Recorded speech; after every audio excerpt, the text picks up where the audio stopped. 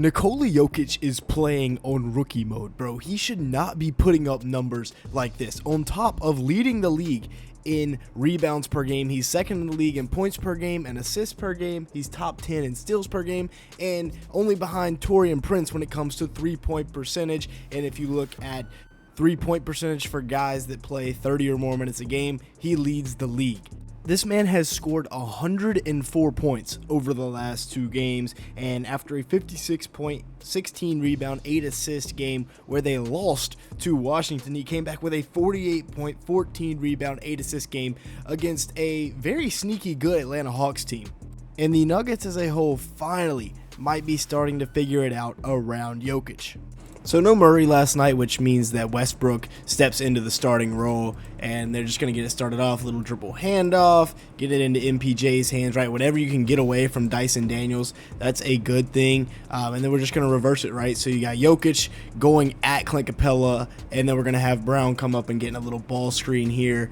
And the Hawks completely botch this ball screen coverage. I mean, Capella goes way too far down. Do you not know that for players that play 28 or more minutes per game, this man leads the league in three-point percentage? We can't play this kind of drop coverage against the Joker anymore. He's an elite three-point shooter at this point, and he's just going to knock this down, step into it, spin it, catch the wind, bang. Terrible defense. Now, I know we've been all over Jokic's meat here lately, but it really is insane. The switch up is crazy. He's shooting 50% from three. Now, I know it's only 4.4 attempts, so it's not crazy volume, but still, 50%, that would rank 10th all time for a single season if he is able to shoot 50% over the course of the full season. Now, I don't think it'll happen, but it'd still be insane for a 7-foot, 290-pound Serbian monster who is best going downhill instead of settling for threes. He shot 36% from three last year, which is nowhere near 50%. That's barely efficient. In his previous career high was 40% in 2017-18. So he's always had it in him. He's just never brought it out like he has this year. He just decided to go Curry mode. So same exact set. Again, with Murray out, it allows them to do this. And it's just Russ getting into a dribble handoff with MPJ, taking Dyson Daniels away from the ball this way, and then Brown's going to come get into a ball screen with the Joker. And it's just a read for the Joker. This time he reads it correctly. Clint Capella doesn't go 10 miles under this screen. Trae Young actually jumps out on him to take away this three ball, and then Brown's just going to roll right into this open area because it's an empty side ball screen, which makes it so lethal, especially with Brown hitting these short rolls, making the correct decisions. I like the small on big ball screens, and then just a really nice cut in behind Dyson Daniels here, who's still got to be worried about Aaron Gordon, who Aaron Gordon, we'll talk about it later, is also shooting a very good three ball this year, and he's just going to cut right in behind him. Christian Brown's going to find him for the easy layup. And one. Now, don't get it twisted. I'm not saying they should get rid of Murray by any means. He is a stud, and I think he would just be better off playing as a catch-and-shoot off Jokic, letting Jokic initiate the offense. If you've been around for a while, you know we're big Murray fans over here. But this year, he's only averaging 18 points, 6 assists, 4.2 rebounds, and 1.4 steals in 36 minutes. His worst season since before the ACL injury. 42% shooting from the field, 33% from three is just not going to cut it. And that is bad. Now, we know this will improve because on his career, he is a 45% field goal shooter and a 38% shooter from downtown. So this should get better. Also, he's one of the better playoff risers in the NBA. Averages 25, 6.5, and 4.5 in 65 playoff games played. On 46% shooting from the field, 39% from three on 7 attempts. So we know this will improve. But I just like to see him running the second unit a little bit more when the Joker goes out, because go take a look at what the Nuggets plus minus is when Joker is on the floor versus when he is off it. So I think, Jamal Murray, definitely a stud. I just like to see his role change a little bit. Maybe I'm crazy. Y'all let me know your thoughts, but with that being said, make sure you hit the like button, leave me a comment down below, and hit that subscribe button. As you can see here, basically everybody that watches this channel is not subscribed, so hit that subscribe button. Also, make sure to go check out our football channel as well. We just hit 200 subs, and with that being said, back to the video. So now, once again, we've got Westbrook initiating the offense, right? We're going to have Strawther cut through. Strawther's not having a terrible year.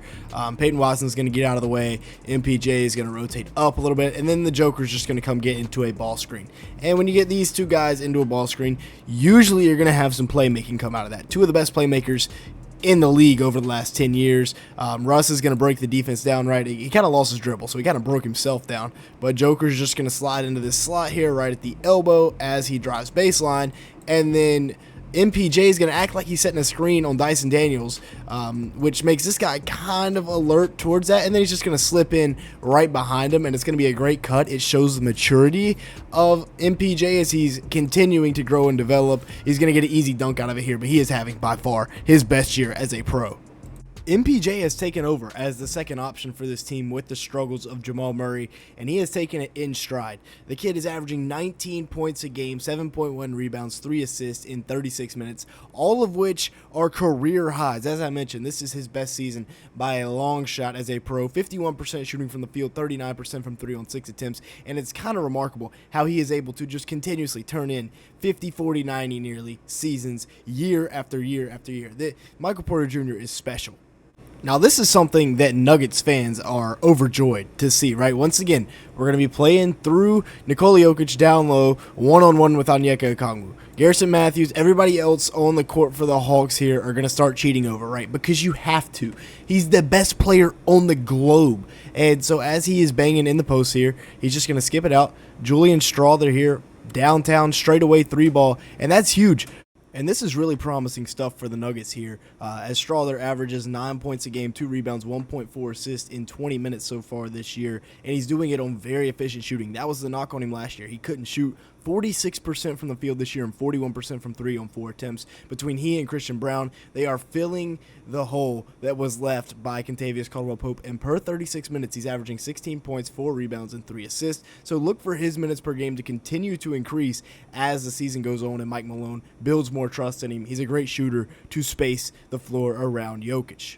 We just talked about Strawther. Now let's talk about Christian Braun, who has more than stepped into the role as the KCP replacement. Beautiful dime here on the cut by Nikola Jokic. Onyeka Okongwu is going to be on his hip, so he can't go up immediately because Larry Nance Jr. slides over. Hunter Tyson's going to cut, but it's a great job by the Hawks of rotating down. So Jokic ends up getting stuck around the block here, and as you can see, he's going to shut his dribble off, turn around. Peyton Watson is going to cut through on the first cut, and then that gets DeAndre Hunter distracted enough for Christian Braun to make a beautiful cut right behind him, and it's a great pass from the Joker and an easy dunk for Braun, who is sneaky athletic. That's what they say about those white boys, and he has really helped out this Nuggets team so far. The biggest factor for this Nuggets team, however, has been the growth of Christian Braun. While Julian Strawther has pretty much canceled out Kentavious Caldwell-Pope's production on the offensive side of the ball, Christian Braun has taken what KCP did and ran with it. He's averaging almost 16 points a game, 5 boards, 2 assists, 1.3 steals in 35 minutes a game on 57% shooting from the field and 43% from 3 on 2.3 attempts. Now, 2.6 attempts from 3 is the big question here.